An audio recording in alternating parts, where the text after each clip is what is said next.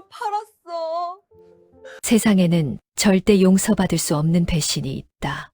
돈 때문이든 욕심 때문이든 아니면 단순한 계산 때문이든 그 배신이 가족이라는 이름 아래에서 일어났을 때 그것은 단순한 범죄가 아니다.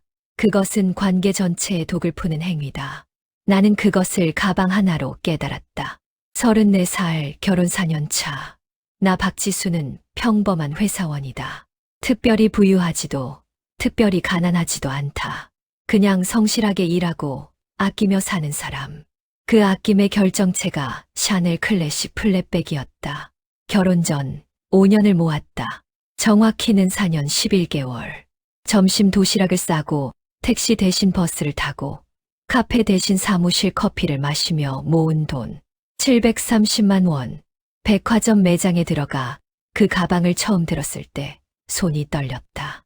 계산대에서 카드를 내밀면서 직원이 포장해드릴까요? 라고 물었을 때 나는 목이 메었다. 그 가방은 물건이 아니었다. 5년의 나 자신이었다. 결혼 후에도 그 가방은 특별한 날에만 꺼냈다. 남편 진호와 첫 결혼 기념일 저녁, 회사에서 승진 발표가 난 날, 오랜 친구의 결혼식, 가방을 꺼낼 때마다 기분이 달랐다. 뭔가 단단해지는 느낌. 5년을 버텨낸 나 자신이 그 가방 속에 있는 것 같았다. 그리고 지금 내 손에 들려있는 이것은 그것이 아니었다. 가죽이 달랐다. 스티칭이 달랐다. 클래스프를 열 때의 감촉이 달랐다. 무게감조차 달랐다. 그리고 냄새가 났다. 값싼 인조 가죽 특유의 속이 울렁거리는 그 냄새. 신우이 한주연이 웃으며 내밀었던 가방. 언니, 잘 쓰고 왔어. 고마워, 덕분에 파티 완전 주목받았잖아. 그 밝은 웃음이, 그 눈을 마주치던 당당함이 지금 이 순간 다시 떠올랐다. 나는 천천히 숨을 들이마셨다. 그리고 다짐했다. 이 일은 그냥 넘어가지 않겠다. 남편 한진호의 여동생 한주연. 결혼 전 상견례에서 처음 봤다. 남편보다 4살 아래인 29. 키가 크고 눈이 크며 말이 많고 웃음이 많았다. 첫인상은 나쁘지 않았다. 아니, 좋았다. 신우이가 이런 사람이면 좋겠다 싶었다. 결혼 후 반년은 그 인상이 유지됐다. 그러다 균열이 생기기 시작했다. 주연은 부탁을 자주 했다. 처음엔 정말 작은 것이었다. 행사가 있는데 원피스 빌려달라는 것. 면접 있는데 재킷 빌려달라는 것. 나는 거절하지 못했다. 신우이이고 결혼 초반이었고 관계가 중요했다.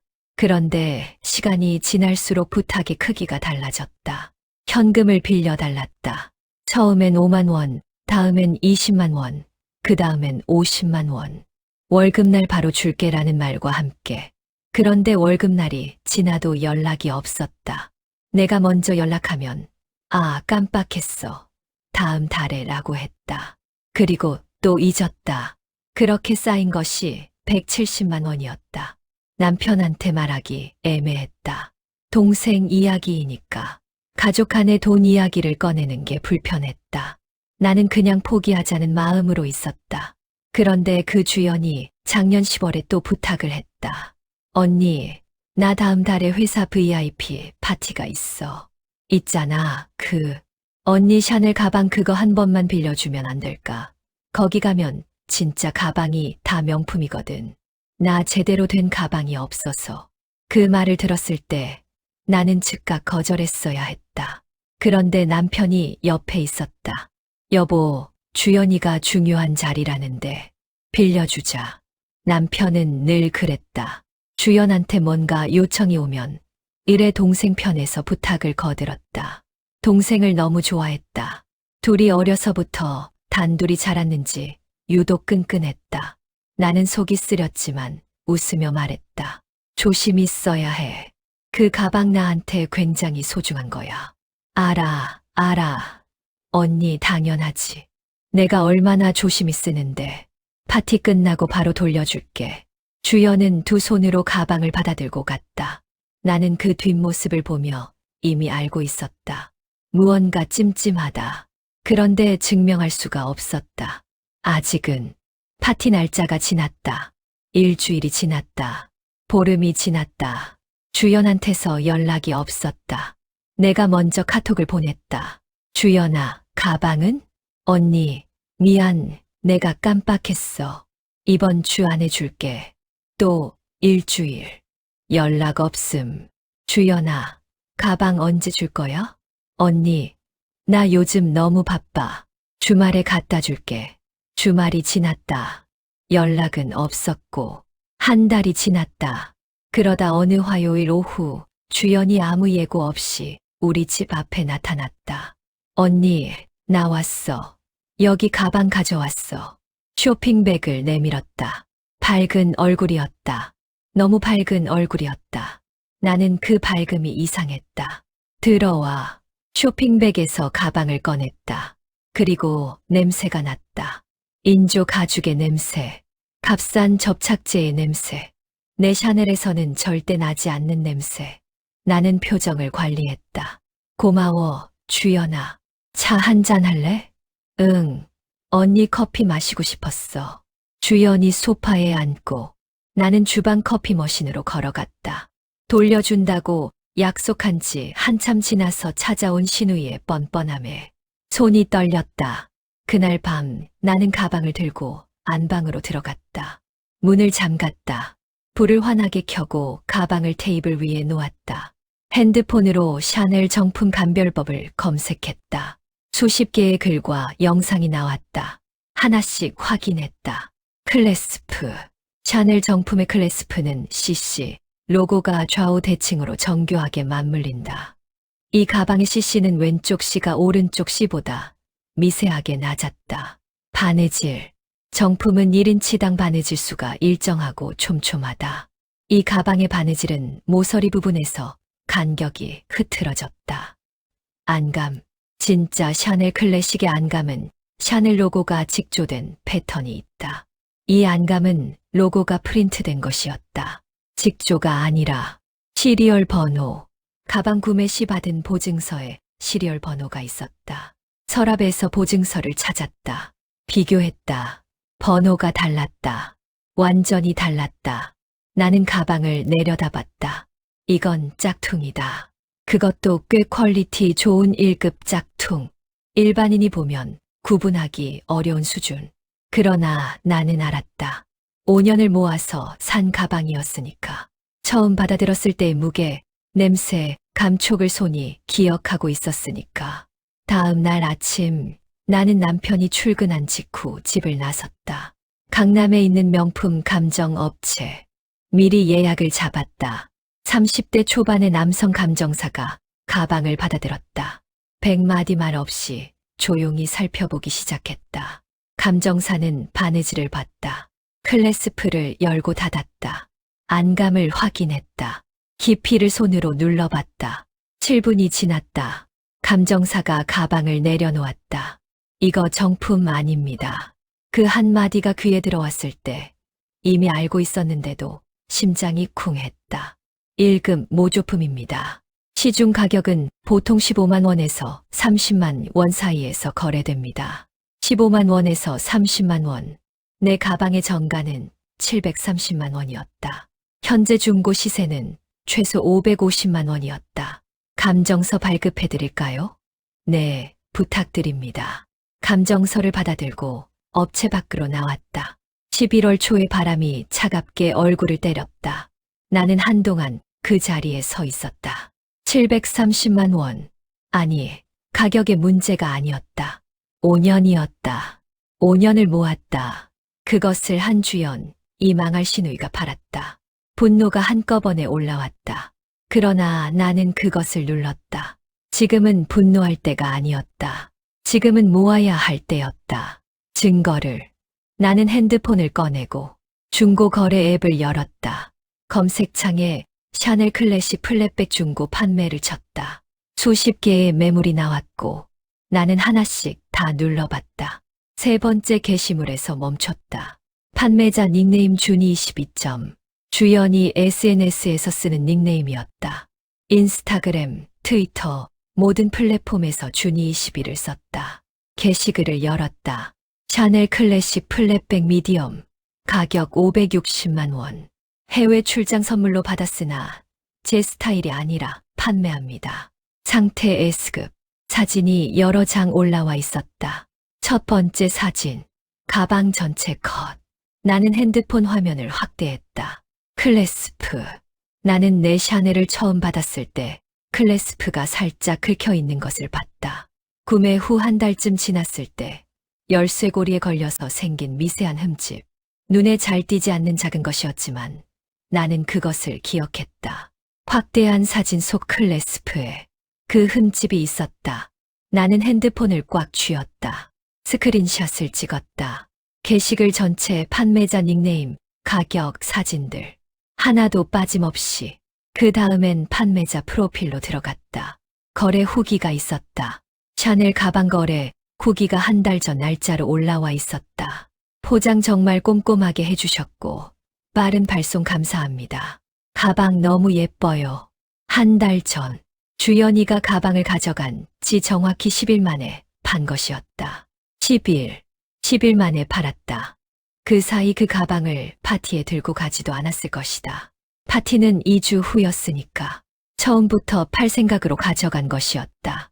처음부터 계획적으로.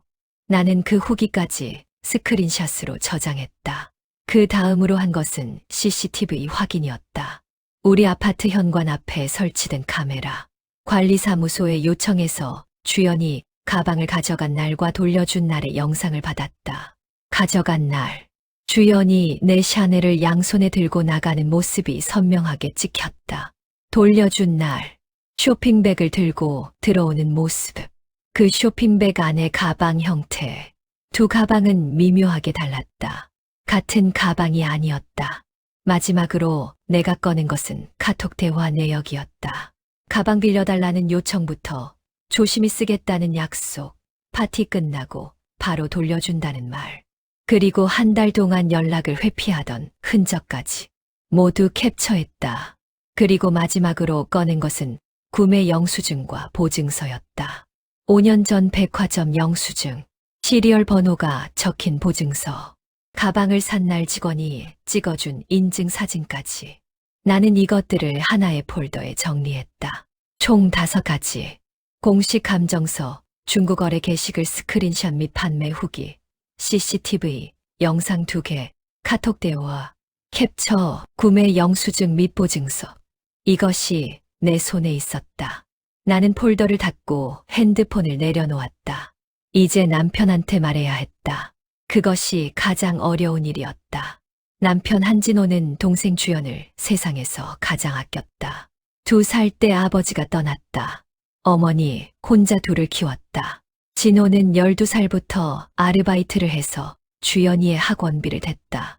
주연이 대학에 갈 때 등록금을 마련하기 위해 적금을 깼다. 주연이 첫 회사에 취직했을 때 정장을 사줬다. 그 동생이 나한테 이런 짓을 했다는 것을 나는 진호에게 어떻게 말해야 할지 일주일을 생각했다. 어느 토요일 밤이었다. 진호가 소파에서 맥주를 마시고 있었다. 나는 그 옆에 앉았다. 여보, 나 할 말이 있어. 응, 무슨 일이야? 진우이 이야기야. 진호의 맥주잔이 멈췄다. 들어봐. 끝까지 들어야 해. 나는 감정서부터 보여줬다. 이게 주연이가 돌려준 가방 감정 결과야. 정품이 아니야. 진호가 화면을 봤다. 표정이 굳었다. 이게 무슨... 다음 거 봐. 중고거래 게시글을 보여줬다. 닉네임 준이 22점. 게시글 날짜. 클래스프 흠집이 선명한 사진. 준이 22가 주연이 닉네임인 거 알지? 진호가 화면을 가까이 들여다봤다. 손이 약간 떨렸다. 이건 CCTV도 있어. 영상을 틀었다. 주연이 내 샤넬을 들고 나가는 모습. 그리고 한 달 후 쇼핑백을 들고 들어오는 모습. 진호는 아무 말도 하지 못했다.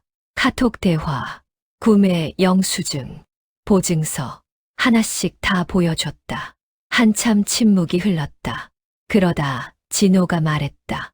혹시 이게 착각일 수도 있지 않아? 나는 예상했다. 어떤 부분이 착각이야? 닉네임이 같은 사람이 또 있을 수도 있고, CCTV도 비슷한 가방일 수 있고. 여보. 응. 클래스프에 흠집 있는 거 알지? 내가 처음 샀을 때부터 있던 흠집. 진호가 멈췄다. 그 흠집이 사진에 있어. 진호가 다시 화면을 봤다. 확대했다.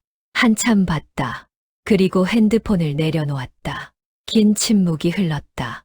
그러다 진호의 눈에서 눈물이 흘렀다. 나는 처음 봤다. 결혼 4년 만에 처음 보는 눈물이었다. 진호가 손으로 얼굴을 가렸다. 어깨가 떨렸다. 미안해. 나는 아무 말도 하지 않았다.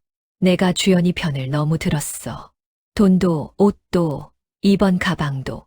여보가 불편하다는 거 알면서도 주연이 편을 들었어. 미안해. 진호가 일어났다. 핸드폰을 들었다. 주연이한테 지금 전화할게. 여보. 응. 화내지 마. 일단 사실 확인만 해. 진호가 짧게 고개를 끄덕였다. 그리고 전화를 눌렀다. 전화 통화는 20분이 넘게 이어졌다. 나는 안방에 들어가 있어 들리지 않았다. 거실에서 낮은 진호의 목소리가 간간히 들렸다. 그러다 어느 순간 목소리가 높아지는 게 느껴졌다. 그리고 전화가 끊겼다. 진호가 안방으로 들어왔다. 표정을 보는 순간 알았다. 쉽지 않았다는 것을. 뭐래. 진호가 소파에 앉았다. 손으로 머리를 짚었다. 처음엔 모른다고 했어. 자기가 돌려준 가방이 맞다고. 파티 때 잘 들고 다니다 그대로 가져다 줬다고. 그래서 CCTV 영상 얘기했어. 두 가방이 다르다고. 그랬더니 각도 때문에 그래 보이는 거라고 했어. 나는 입술을 꽉 깨물었다. 닉네임 얘기했더니 자기 닉네임이 준이20이 맞는데 계정을 예전에 친구한테 빌려줬다고 했어. 그 친구가 자기 계정으로 올렸을 수 있다고. 그리고 클래스프 흠집 얘기는 사진이 흐릿해서 잘 안 보인다고 했어. 나는 잠시 말이 없었다. 여보, 있잖아. 응. 주연이가 지금 얼마나 준비된 상태로 저 말을 하고 있는 것 같아. 진호가 고개를 들었다. 만약 주연이가 정말 아무것도 모른다면 저 말이 이렇게 빨리 나올 수 있어. 계정 빌려줬다는 것도, 각도 때문이라는 것도 준비된 변명이야. 진호가 눈을 감았다. 알아. 그 말인즉슨 이미 이 상황을 예상하고 있었다는 거야. 언제 들킬지 모른다는 걸 알면서 변명을 준비해뒀다는 거고. 그래. 여보, 나 한 가지만 물어볼게. 응. 지금 이 상황에서 주연이 편을 들 거야? 내 편을 들 거야? 긴 침묵. 진호가 눈을 떴다. 여보 편이야. 당연히. 그럼 한 가지만 해줘. 주연이한테 직접 만나자고 해. 우리 셋이 같이. 다음 날 주연한테서 카톡이 왔다. 나한테 직접. 언니, 오빠한테 다 들었어. 언니가 나를 의심하고 있다는 거. 솔직히 너무 충격이야. 나를 도둑년 취급하는 거야? 한 가족끼리 이럴 수 있어. 내가 언니한테 그런 짓 할 사람이야? 그 카톡을 읽으며 나는 피식 웃었다. 스크린샷을 찍었다. 그리고 답장을 보냈다. 주연아, 그럼 직접 만나서 이야기하자. 떳떳하면 오면 되지. 주연이 한참 있다가 답했다. 알겠어. 사흘 후 일요일 오후로 약속이 잡혔다. 그 사흘 동안 나는 한 가지를 더 했다. 중고거래 플랫폼에서 내 가방을 산 구매자를 찾아 메시지를 보냈다. 안녕하세요. 혹시 준이22 계정에서 샤넬 가방을 구매하신 분이신가요? 사실 그 가방이 제 건데 제 가족이 무단으로 판매한 것 같아요. 확인해 주실 수 있을까요? 다음 날 답장이 왔다. 네, 샀어요. 무슨 일이에요? 나는 상황을 설명했다. 그리고 물었다. 혹시 클래스프에 작은 흠집이 있나요? 잠시 후 답장. 있어요. 사진에서는 잘 안 보였는데 실물에는 있네요. 나는 그 대화도 스크린샷으로 저장했다. 이제 준비가 됐다. 일요일 오후 2시. 우리 집 거실에 셋이 앉았다. 나, 진호, 그리고 주연. 주연은 처음엔 괜찮아 보였다. 당당하려는 티가 역력했다. 눈을 마주치고 허리를 폈다. 나는 커피 3잔을 테이블에 놓고 앉았다. 주연아, 오늘 얘기를 제대로 해보자. 응, 나도 억울해서 왔어. 억울하다는 말이 나왔다. 나는 그 말을 저장해뒀다. 마음속에, 주연아, 이 가방 봐봐. 내가 짝퉁 가방을 테이블 위에 올려놓았다. 이게 뭔지 알지? 언니 가방. 아니야. 주연의 눈이 미세하게 흔들렸다. 이거 정품 아니야. 감정서 받았어. 나는 공식 감정서를 주연 앞에 내밀었다. 업체 직인이 찍힌 종이. 1급 모조품이라는 글자가 선명한. 주연이 그것을 봤다. 표정이 굳었다. 이게 처음부터 짝퉁이었던 거 아니야? 예상한 반격이었다. 주연아, 이거 봐봐. 나는 핸드폰을 켰다. 구매 영수증 사진, 백화점 직원이 찍어준 인증사진, 보증서, 시리얼 번호, 그리고 이거, CCTV 영상을 틀었다. 주연이 샤넬을 들고 나가는 장면, 그리고 한 달 후 쇼핑백을 들고 오는 장면. 두 가방 달라. 주연이 입술을 깨물었다. 이거, 중고 거래 게시글, 준이 22점, 날짜, 사진, 클래스프의 흠집, 그리고 이거, 구매자와 나눈 메시지. 클래스프의 흠집 있나요? 있어요. 하나씩 테이블 위에 올라갈 때마다 주연의 얼굴이 달라졌다. 첫 번째에서 두 번째로, 두 번째에서 세 번째로, 세 번째에서 네 번째로. 주연의 얼굴이 창백해졌다. 언니, 다 봤어? 주연아, 이제 말해봐. 모른다고 할 거야? 긴 침묵이 흘렀다. 주연이 진호를 봤다. 오빠를. 눈에 눈물이 고이기 시작했다. 오빠, 주연아. 진호의 목소리가 낮았다. 평소와 다른 목소리였다. 사실대로 말해. 주연의 눈에서 눈물이 흘렀다. 그리고 미안해. 그 세 글자가 나왔다. 팔았어. 언니 가방. 테이블 위에 공기가 달라졌다. 진호가 눈을 감았다. 나는 아무 말도 하지 않았다. 주연이가 울면서 말했다. 카드 값이 밀렸다고. 500만 원 넘게 밀렸다고. 당장 다음 달 결제일이 닥쳤고 어디서도 돈을 빌릴 수 없었다고. 언니 가방이 생각났고 팔면 한 번에 해결될 것 같았다고. 나중에 돈이 생기면 다시 사서 갚으려 했는데 그게 쉽지 않았다고. 그래서 짝퉁을 사다 뒀다고. 언니가 모를 줄 알았다고. 진호가 말했다. 왜 나한테 말 안 했어? 500만 원 정도면 내가 어떻게든 했을 텐데. 오빠한테 또 짐이 되기 싫었어. 짐이 되는 게 이보다 낫잖아. 진호의 목소리가 올라갔다. 처음이었다. 진호가 주연에게 목소리를 높이는 것을. 주연이 더 크게 울었다. 나는 두 사람을 바라봤다. 그리고 말했다. 주연아, 그만 울음 멈추고 나 봐봐. 주연이 천천히 나를 봤다. 나 3가지 요구할 거야. 이건 협상이 아니야. 다 들어야 해. 주연이 고개를 끄덕였다. 첫 번째, 가방 현재 중고 시세 550만 원 배상. 분할 아니야. 한 번에. 주연이 숨을 들이마셨다. 두 번째, 어머니한테 직접 말해. 내가 말하는 게 아니라 네가 직접. 주연의 얼굴이 굳었다. 세 번째, 나는 잠시 멈췄다. 지금 내 가방을 갖고 있는 사람 찾아가서 상황 설명하고 그 사람이 원한다면 배상해야 해. 그 사람은 선의로 산 피해자야. 주연이 입술을 떨었다. 언니, 그건. 주연아, 내 목소리는 조용했다. 내가 지금 이걸 경찰에 가져가면 사기죄의 횡령죄야. 알고 있어. 주연이 굳었다. 가족이라서 그렇게 안 하는 거야. 근데 이 3가지가 안 되면 나는 다른 선택을 할 수 있어. 침묵. 알겠어. 주연이 작게 말했다. 언니, 미안해. 다음 주 일요일. 시댁이었다. 시어머니는 환갑이 넘은 분이었다. 작고 단단한 몸에 목소리가 낮고 또렷하셨다. 두 아이를 혼자 키우며 단련된 단단함이 있었다. 뭘 봐도 잘 놀라지 않는 분이었다. 그런데 그날은 달랐다. 주연이 말을 시작하고 5분이 지나지 않아 시어머니의 얼굴이 하얗게 됐다. 네가 그걸 팔았어. 주연이 고개를 숙였다. 결혼 전에 5년을 모아서 산 가방이라고. 너 그 얘기 못 들었어. 주연이 아무 대답도 하지 못했다. 팔고 짝퉁을 가져다 줬어. 모를 줄 알고? 시어머니의 목소리가 떨렸다.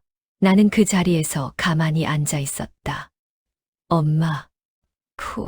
됐어. 주연아. 시어머니가 짧게 잘랐다. 며느리야. 나를 봤다. 뭐라고 할 말이 없다. 정말 미안해. 어머니, 괜찮으세요? 내가 괜찮은 게 문제가 아니잖아. 며느리가 얼마나 황당하고 배신감 느꼈을까. 시어머니가 주연을 봤다. 너 지금 언니가 요구한 3가지 들었지? 네, 다 해. 엄마, 550만 원을. 팔았으면 갚아야지. 어떻게 마련할 건지는 네가 생각해. 필요하면 내가 일부 도와줄 수 있어. 그런데 이건 네가 책임지는 거야. 내가 대신 내주는 게 아니야. 주연이 고개를 끄덕였다. 그리고 앞으로 언니한테 어떤 부탁도 하지 마. 뭘 빌리거나 돈을 요청하거나 일절하지 마. 알겠어? 네. 얼굴 들어봐. 주연이 천천히 고개를 들었다. 미안하다고 해. 주연이 나를 봤다. 눈이 빨갰다. 언니, 정말 미안해. 내가 잘못했어. 나는 그 말을 들으며 조용히 고개를 끄덕였다. 시어머니가 또 말했다. 며느리야, 법적으로 가는 건 참아줬으면 해. 주연이가 반성하고 있어. 내가 책임지고 가르칠게. 어머니, 법적으로는 안 할 거예요. 가족이니까요. 대신 약속한 것들은 지켜줘야 해요. 당연하지. 돌아오는 차 안에서 진호와 나는 오래 아무 말도 하지 않았다. 집 앞에 차를 세우고 진호가 말했다. 여보, 정말 미안해. 내가 주연이 편을 너무 들었어. 돈 문제도, 이번에도. 여보가 불편하다는 신호를 알면서도 무시했어. 알아. 앞으로는 안 그럴게. 나는 진호를 봤다. 나는 주연이를 미워하지 않아. 다만 이 일이 흐지부지 넘어가면 안 됐어. 그게 주연이한테도 좋지 않아. 맞아. 그리고 진호야, 우리 사이에서도 솔직하게 얘기하자. 주연이 부탁이 올 때 나한테 먼저 물어봐줘. 내가 불편하면 불편하다고 말할 수 있게. 그래, 그렇게 하자. 차에서 내렸다. 차가운 11월 바람이 불었다. 열흘 후 통장에 알림이 왔다. 한주연 500만 원 입금. 나는 그 알림을 한참 바라봤다. 시어머니가 일부를 빌려줬을 것이다. 주연이가 가진 것을 다 털었을 것이다. 어떻게 마련했든 숫자는 들어왔다. 그러나 후련하지 않았다. 돈이 돌아온다고 해서 그 사건이 없어지는 것이 아니었다. 내가 짝퉁 가방을 모르고 들었던 날들이, 주연이가 알면서 모른 척했던 날들이, 그것들은 여전히 있었다. 나는 통장 화면을 닫고 핸드폰을 내려놓았다. 그리고 중고거래 앱을 열었다.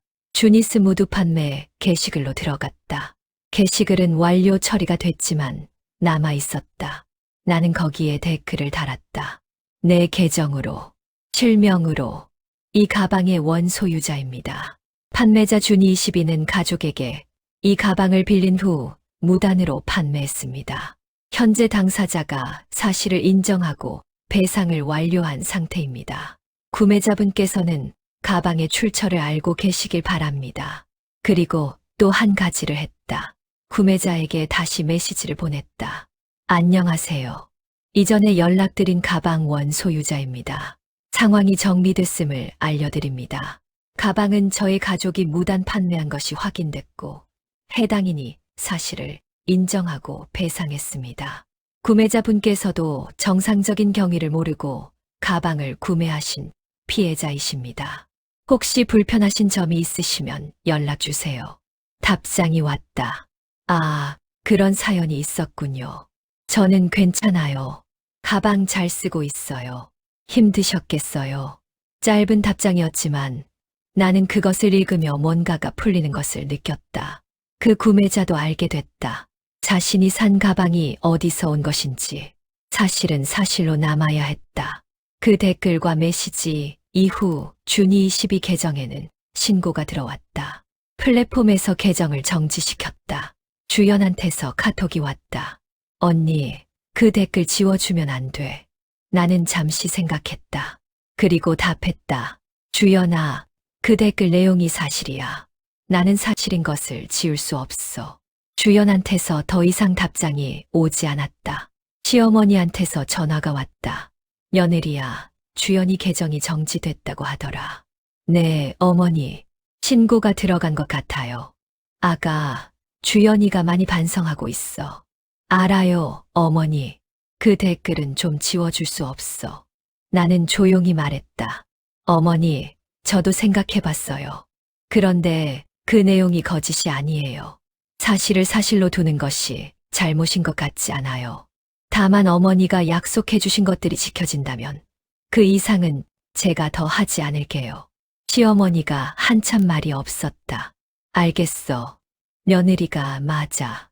전화가 끊겼다. 나는 창밖을 봤다. 바람이 불었다. 극적인 결말을 원했다면 주연이 경찰서에 가는 것이었을 것이다. 이름이 사방에 퍼지는 것이었을 것이다. 그러나 나는 그것을 원하지 않았다. 그렇게 하면 남편이 무너졌다. 시어머니가 쓰러졌다.